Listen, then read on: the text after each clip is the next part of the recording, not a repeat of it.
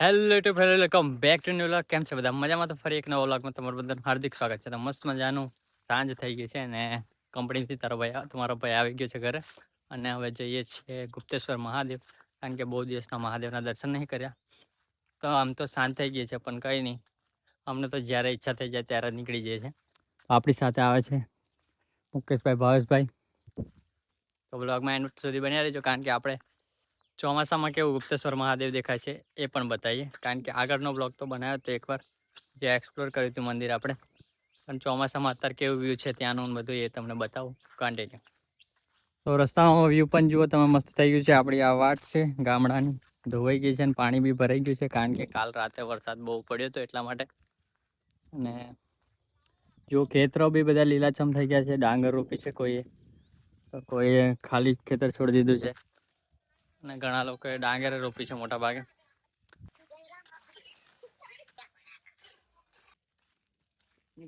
આપણને મંદિર દેખાવા માંડ્યું છે. આપણે સામે જુઓ, તમે જુઓ કે ધજા દેખાય છે આપણા મહાદેવના મંદિરની, તે ડુંગર પર દેખાય છે. જુઓ તમે. હું જેલ્યા ભાઈ, બોલ ને, બોલ બોલ, જે બ્લોગમાં જ બોલવાનું, બોલ બોલ. પાછળથી બધી ભૂલો કાઢે. હા ભાઈ, બોલ બોલ બોલ.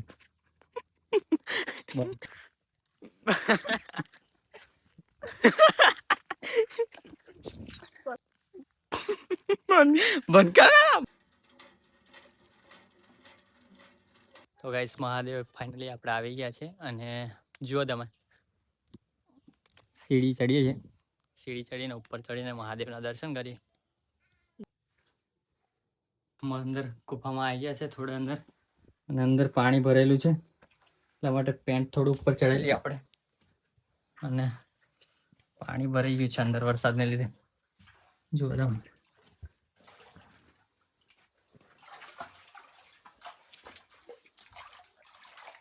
આ બધું ભરી ગયું છે પાણી.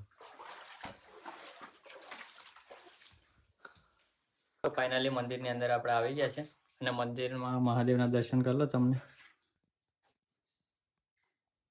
તો મંદિરના દર્શન કરીને ઉપર આવી ગયા છે, અને જો તમે વ્યૂ કંઈક એક નંબર આવે છે. આ બે જણ થોડા ઢીલા છે ચાલ ચડવામાં, તો પાછળ આવ્યા છે એ બે જણ. અને વ્યૂ જો તમે ખાલી. અમે આપણા સુરત દાદા બોડવાની તૈયારી કરે છે. આ છે મહાદેવનું ધજા. થાકી ગયા છે, કારણ કે દોડીને ચડ્યો ને એટલા માટે. સામે જુઓ, ઝાડમાંથી વાંદરભાઈ કેવું શાંતિથી બેહીને કંઈક ખાઈ જાય એવું લાગે.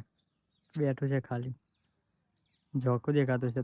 તો હું ને તમને હવે ડુંગરના છે ને અલગ અલગ જગ્યાએ જઈને વ્યૂ બતાવું તમને, કેમ કે એક સાઈડનું વ્યૂ તો સારું લાગે છે, બીજી બધી અલગ અલગ સાઈડથી તમને બતાવું કે કેવું વ્યૂ આવી રહ્યું છે મહાદેવનું.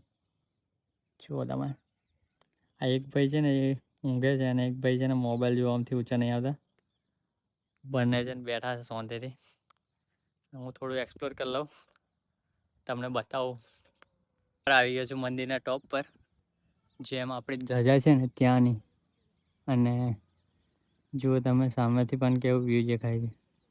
અને અહીંયા બેસીએ થોડી વાર શાંતિથી, સનસેટ જોઈએ, અને તમને પણ સિનેમેટિક ક્લિપ એન્જોય કરાવું. તો જુઓ તમે પણ.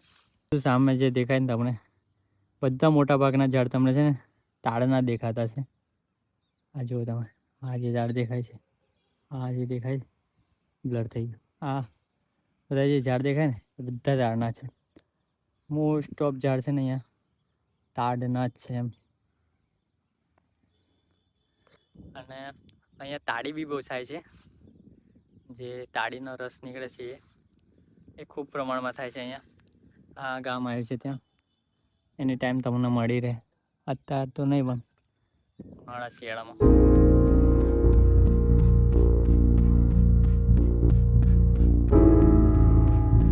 બહુ વાર બેઠા ફેમિલી, અને હજુ સુરત દાદા હાથમાં નથી, પણ ઘરેથી ફોન આવ્યો છે એટલે જવું પડશે. અને તો હવે એની ઘરે જઈએ અને નીચે ઉતરી જવું. પેલા બી નીચે રાહ જોઈએ છે મારી. ચલો નીચે ઉતરી જાઓ. હવે ફેમિલી નીચે ઉતરી ગયા, અને મસ્ત મજાનું સનસેટ જોઈ લીધું છે. હજુ થયું બી નથી, પણ શું કરવાનું, ઘરેથી ફોન આવે છે એટલે જવું પડશે. આ બંને જોડે લઈને આવું ને એટલા માટે આવું બધું થાય. બાકી તો એકલો હોય તો બેસાય. આમના ઘરેથી ફોન આવે છે. ત્યાં નહીં બોલે, મને કશું નહીં આવે.